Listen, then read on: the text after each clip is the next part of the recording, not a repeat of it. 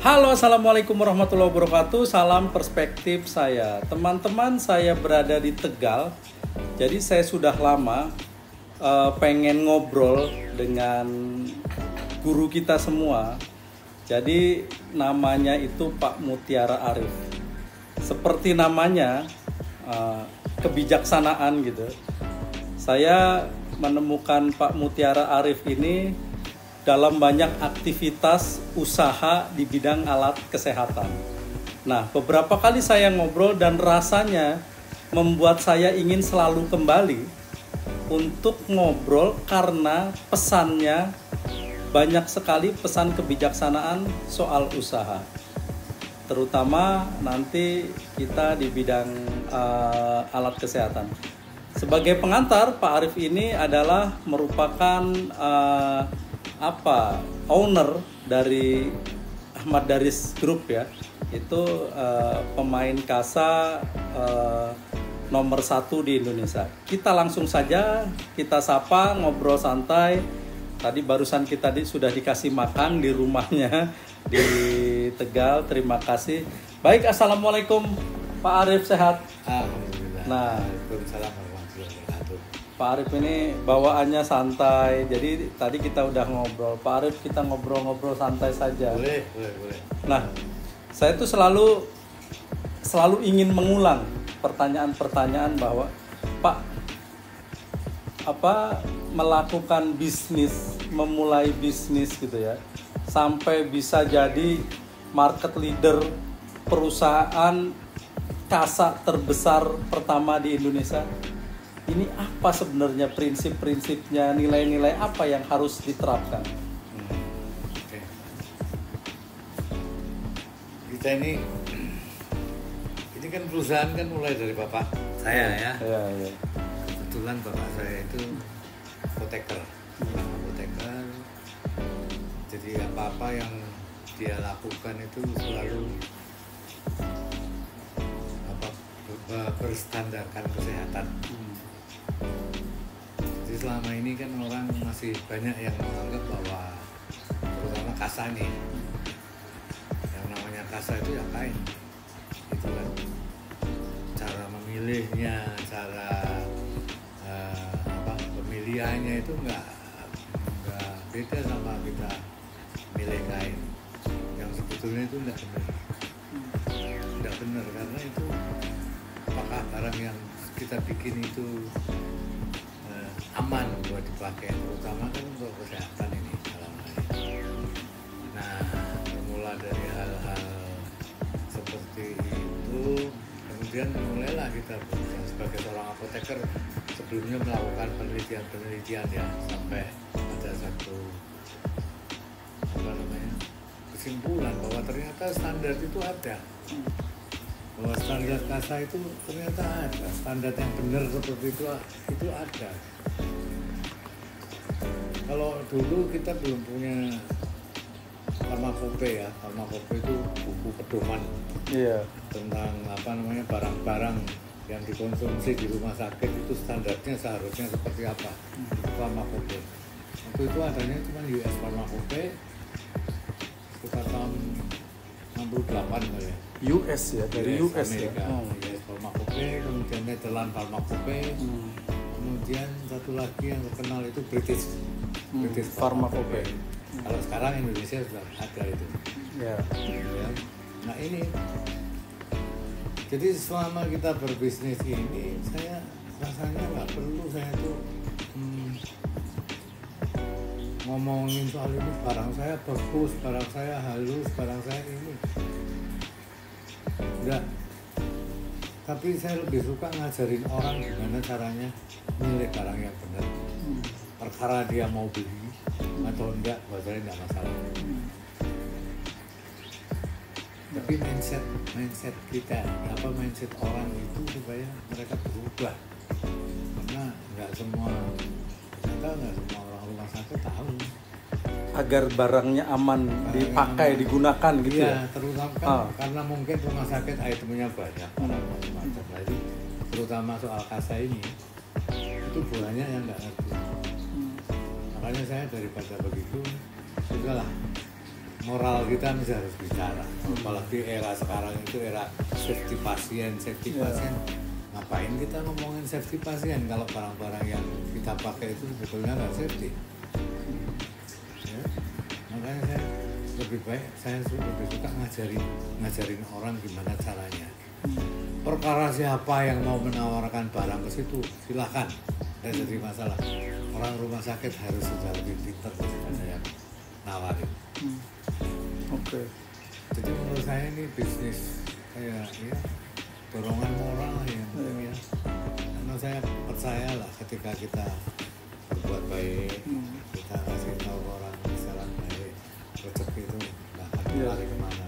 Jadi sekarang kita ini kata orang jadi perusahaan pasar terbesar market leader di Indonesia. Kata orang.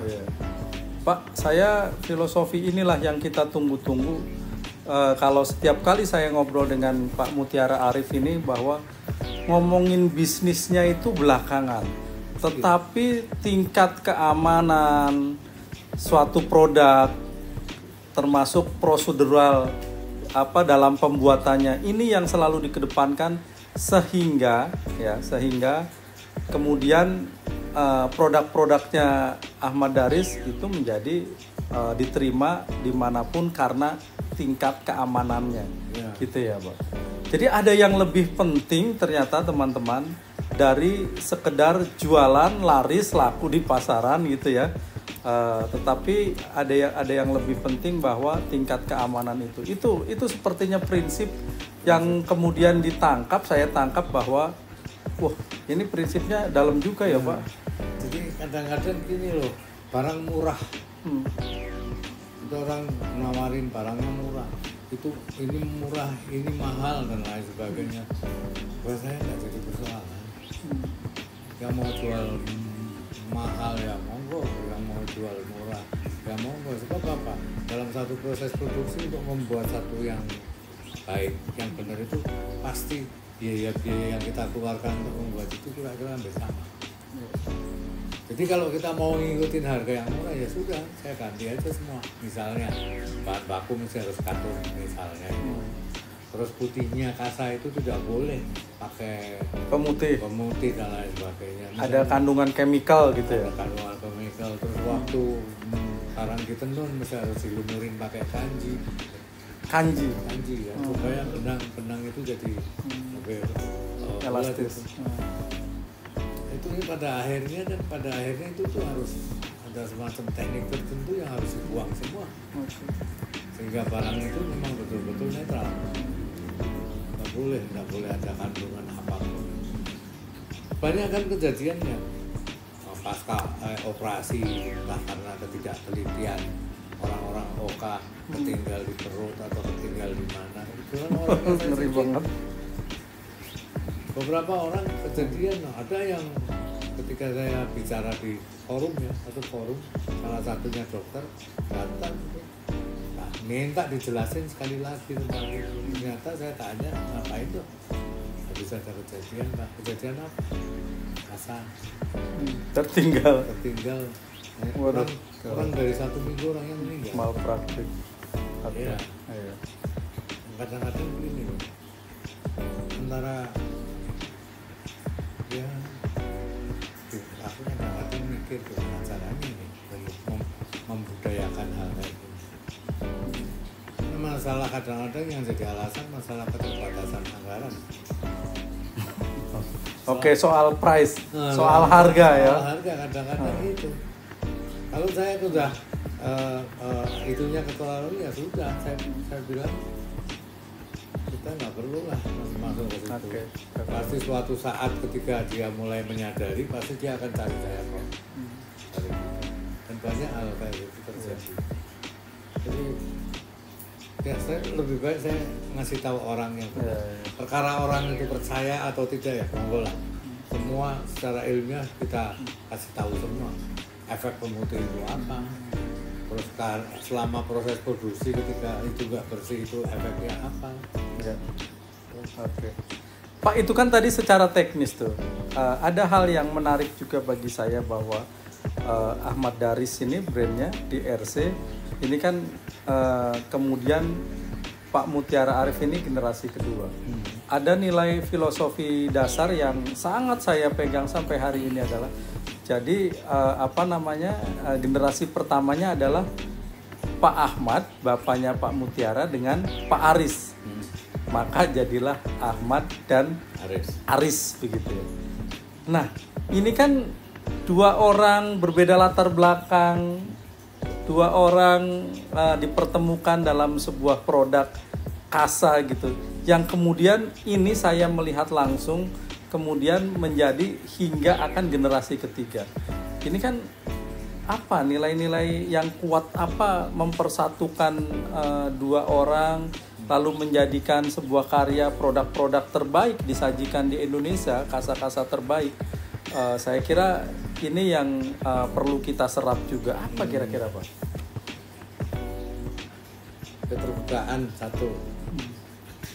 Yang kedua jangan menang-menangan gitu aja lah. Itu dua orang ya bergerak bersama-sama dari awal nggak sama-sama nggak punya. Dan sampai hari ini hubungan dua keluarga ini udah 50 tahun. Sudah 50 tahun. Kami masih akur-akur aja. Dan itu ada filsafat itu saya bilang. Suatu saat saya ini apa yang kami nyatakan itu bukan saya tidak pernah menanyakan ke mereka itu. Saya kan kadang-kadang kakak beradik aja bisa berantem. Iya. Ya. Suatu saat saya tanya, sampai gini loh, kalau yang satu beli rumah, yang satu dibeliin rumah yang sama, yang satu beli ini, yang satu beli ini, yang sampai seperti itu hubungan mereka itu. Saya coba tanya, bisa ya kayak gini? Saya tanya bapak saya toh, gampang ya? Apa? Balapan ngalah. Mau ngalah kok kan balapan kan? Biasanya kalau balapan ya maunya yang menang gitu. Penasaran saya, tanya ke Pak Aris yang itu. Jawabannya sama. Balapan ngalah. Apa janjian itu? Tidak tahu. Pokoknya balapan ngalah. Artinya apa? Kami ini saling menjaga satu sama lain. Kalau saya salah, ini omongannya Pak Aris ini. Kalau saya salah, saya itu nggak pernah dibilangin salah loh. Bapak itu selalu tanya tujuanmu apa? Tujuanmu apa? Kalau tujuan saya dianggap benar, tinggal caranya gimana. Sementara cara saya itu bisa salah ini. Diingetin sama Bapak. Diingetin, kamu jangan kayak saya nggak percaya. Ya sudah, daripada berantem ya udah biarin aja. Nah, itu balapan ngalah itu udah. Akhirnya yang satu ngalah. Tapi yang namanya ngalah itu bukan untuk dia terus biarin aja, enggak. Walaupun dia ngalah, tapi dia berusaha untuk menjagain supaya apa yang kita duga itu tidak terjadi. Memagari supaya yang kita duga itu tidak terjadi. Kekhawatiran itu tidak terjadi. Kita jagain. Kalau berhasil ya syukur, alhamdulillah.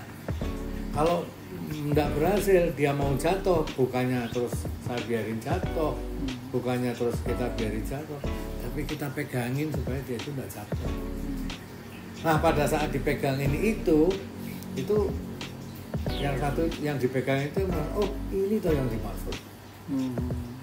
Akhirnya itu jadi ilmu yang nggak pernah. Ya. Daripada dia jatuh cilaka, mending nggak jatuh, kita ambil tapi semua menang gitu, walaupun kita harus mengalah. Itu mungkin falsafah kebersamaan itu di situ. Iya, itu Pak Mutiara Arif yang saya pegang soal balapan ngalah ini. Jadi teman-teman, saya melihat dari dekat, kemudian saya diterima di rumahnya Pak Mutiara Arif, bahwa jadi saya selalu disajikan cerita bahwa dari angkatan pertama, periode pertama bapaknya Pak Arif itu dengan Pak Aris, di bawahnya ada Pak Mutiara Arif, anaknya Pak Ahmad, selalu bersama-sama dengan Pak Aris gitu ya. Nah, kemudian di generasi ketiganya ada namanya Mas Steven dari keluarganya Pak Aris, itu masih dengan Pak Mutiara dan ada Mas Angga anaknya Pak. Dan ini yang saya lihat sangat tertib, saling mendukung, dan ini memang implementasi balapan ngalah tuh ada di sana. Jadi ini yang rasanya prinsip-prinsip dasar yang perlu diserap oleh teman-teman para pengusaha-pengusaha muda kita gitu ya, terutama di HIPMI, di Kadin gitu ya, saya ada di sana.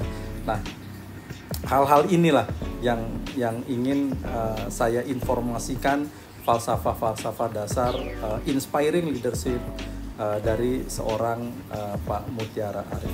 Nah, selanjutnya Pak, ini mengembangkan perusahaan menjadi market leader dari perusahaan yang dari kampung, dari rumahan gitu ya, kemudian jadi perusahaan terbesar di Indonesia, itu bagaimana prosesnya? Ya itu tadi. Ya pastilah kalau generasi awal saya kan masih tradisional. Pokoknya saya bisa bikin barang, saya apoteker, saya tahu semua tentang kefarmasian, saya coba ke rumah sakit menjelaskan semua, itu bapak saya. Tapi saya pikir ketika itu terjadi, sampai saya mau waktu itu saya mau sekolah, karena kesenangan saya main musik, kepingin sekolah musik. Tapi kemudian dikasih gambaran loh, gambarannya itu gini, kalau kamu sekolah musik, kamu ilmu musikmu bagus, yang dengar lagu-lagumu atau dengar musikmu itu banyak manfaat ya. Ya. Tapi kalau saya ini bikin apa-apa bisa, tapi membesarkan ini supaya jadi besar aku nggak bisa. Kalau boleh saya ngusulin sih, coba mau nggak kalau kamu juga ikut mempertimbangkan untuk sekolah manajemen. Itu dulu pesan Bapak. Pesan Bapak. Oke. Kalau manajemen gimana? Akhirnya saya nggak berani itu, saya sekolah musik saya lupakan lah. Oke lah, karena ini banyak membawa manfaat buat banyak orang ikut hidup di situ. Ya. Ya itulah. Akhirnya saya sekolah manajemen. Nah ini bagusnya Bapak saya. Dia sama sekali nggak punya pikiran bahwa saya yang paling bisa, tapi justru menghargai ilmu manajemen kita. Ya. Bahkan saya itu di awal-awal itu nggak langsung kerja gimana, enggak, tetap keliling pakai mobil pickup, pakai ini kemana-mana. Saya itu dalam 1 bulan itu di rumah cuma seminggu loh. Yang 3 minggu itu terus keluar kota, dari satu kota ke kota lain. Kayak Mas Angga hari ini. Pulau Jawa. Tapi kalau dianggap kan udah keluar mana-mana. Iya. Saya pikir itu ada konsep yang paling jelas itu 4P itu. Iya. Nah ini prinsip menarik teman-teman, 4P. Kalau saya ini sekarang punya kaki 2 itu kita sudah bisa menghasilkan sekian.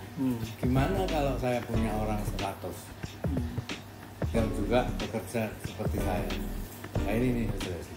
P yang pertama itu orang suka sebut produk. P yang kedua itu price, harga. P yang ketiga itu promotion. Dan P yang keempat itu adalah placement. Ini kita masih bisa bikin sendiri nih, produk. Sampai kita bisa tentukan harga, sampai kita promosi bisa. Tapi tangan dan kaki saya cuma 2. Nah mungkin bisa besar. Maka saya coba kembangkan supaya tangan kaki saya itu banyak. Maka kita tunjuklah distributor, di mana distributor itu punya cabang-cabang di mana-mana dan punya tim juga. Artinya apa? Dengan kita placement ini, maka barang saya akan berada di mana-mana seluruh Indonesia tanpa saya harus terlalu sering ke pasar. Ya, sistem kita ciptakan, sistem mulai dari forecast barang, ya, forecast, kemudian mulai kita stok di cabang-cabang sampai sampai distribusi. Ini urusannya placement, distribusi urusannya placement, ini urusannya pabrik, yang ini sebagian distributor, yang promotion sebagian ini. Jadi promosi saya yang tadinya cuma mampu 10 rumah sakit, bisa ratusan rumah sakit sekarang. Nah, seluruh Indonesia. Seluruh Indonesia. Oke. Kita ada semua dari Papua sampai Banda Aceh. Tim kita ada.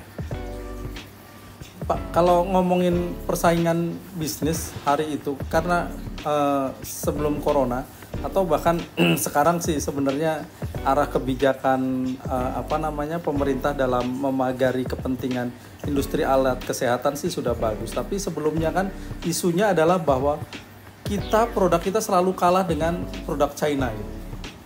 Nah, saya pengen tahu apa yang Bapak lakukan, kok masih nggak bergeming, masih terbesar, kasanya masih dipakai seluruh rumah sakit itu. Oh itu, saya sih pada prinsipnya, ya itu tadi, saya lebih suka ngajarin orang untuk bisa, kalau persaingan itu pastilah persaingan. Terganggu Pak? Saya sih nggak merasa terganggu karena dalam tiap tahun growth kita selalu tercapai sesuai dengan target, ya target, bahkan sering over juga. Intinya apa? Bener-benerlah kita lah, jangan kita main-main terus kita bohong-bohongan. Prinsip apapun persaingan di depan mata kita itu kan masalah. Kalau mau kita jadi masalah. Oke. Ya, tapi yang penting sikap kita. Ini kita ada satu situasi kayak gini, jangan cenderung kita nyala-nyalain orang. Itu jelas masalah, yang masalah itu nggak bisa kita suruh supaya nggak ada masalah.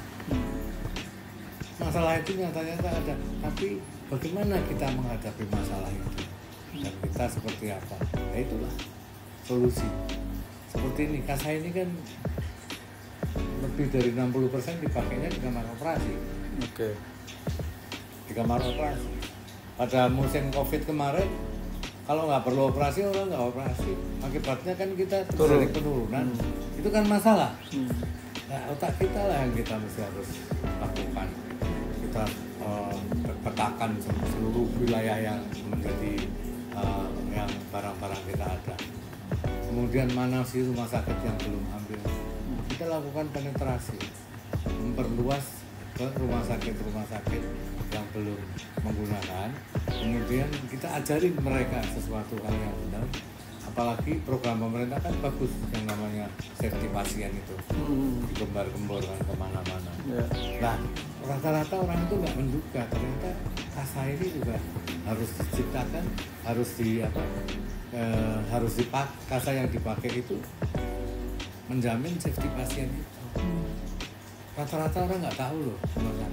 Pernah suatu ketika kita kedatangan satu bus, ada kunjungan kerja satu bus, rata-rata yang datang itu orang kamar bedah. Visit ke pabrik. Visit. Seneng dia, kita ajak makan sate di sini kan apa. Tapi si salah satu dokter bilang, puluhan tahun loh Pak, saya tiap hari itu bedain orang. Tapi knowledge-nya saya kurang. Baru hari ini loh saya tahu persis ternyata barang yang seharusnya saya pakai itu yang seperti ini. Itu orang happy. Nah ini akhirnya apa? Mereka itu bisa memfilter. Perkara siapa yang menawarin barang itu biasa, namanya perdagangan. Tapi yang seperti apa yang harus dibeli, orang rumah sakit harus tahu lebih dulu. Ini yang jadi prinsip yang kemudian membawa produk-produknya Ahmad Daris bisa diterima, bahkan dicari oleh rumah sakit gitu ya kira-kira ya Pak. Nah Pak, ini udah agak di akhir-akhir, saya pengen juga diberikan semangat, spirit gitu kira-kira untuk teman-teman yang sedang belajar usaha atau memulai usaha atau sedang berusaha di produksi alat kesehatan Indonesia. Ini kira-kira apa Pak? Saya pikir usaha apapun ya, kita itu, saya kan udah mulai dari yang tradisional, kemudian meningkat, dan pada ujungnya saya harus mengatakan profesionalisme harus dikembangkan. Jangan kita ini seperti juragan. yang sering saya sebut sebagai juraganism. Apa itu? Mental juragan. Mental juragan. Juragan itu apa-apa ya, saya yang paling pinter, saya yang paling bisa. Siapapun yang bekerja sama saya, kalau kamu salah ya saya marah-marahin. Saya anggap bahwa kamu itu bodoh, janganlah seperti itu. Ya, artinya apa? Profesionalisme itu memang harus. Dan kita menghargai orang yang betul-betul memiliki integritas, memiliki kemampuan. Kadang-kadang karyawan kita lebih pintar dari kita. Banyak seperti itu. Nah, sekarang karena itu, kalau saya di kantor saya salah aja, karyawan saya bisa ngingetin. Dan ketika hal itu terjadi, ya sudah, memang saya salah. Tapi kalau juragan malah bisa. Ya, ini agak mahal ini, apa namanya, sederhana diucapkan tapi dilakukannya agak susah ini Pak. Teman-teman, saya ada satu hal lagi yang ingin saya. Ini kan Bapak kan prosesnya melalui dari yang istilahnya rumahan, kemudian sekarang jadi pabrikan. Ini yang banyak sekali ditanyakan adalah prosesnya ketika perpindahan dari yang manual, konvensional, pindah jadi profesional. Itu apa yang harus dikuatkan, Pak? Setiap perubahan itu akan merupakan tantangan. Ya, setiap perubahan yang terjadi, misalnya dari yang manual mulai ke masuk ke yang agak modern, yang agak kompleks gitu ya. Ini tuh pasti terjadi jeda ini di sini itu ketika kita, karena ininya kan pasti lebih besar dari latarnya. Ini seringkali yang di sini itu nggak bisa ngikutin. Ketika kita sudah terlanjur orang-orang pada tahu produk kita, terus tapi pola kerja kita masih seperti yang lama, ya, cilaka itu. Barang kita dicari tapi kita nggak punya barang. Satu. Yang kedua, ada lagi ketika pokoknya di setiap fase ini pasti kita itu ada kesulitan. Entah itu kesulitan suplai, entah kesulitan apa.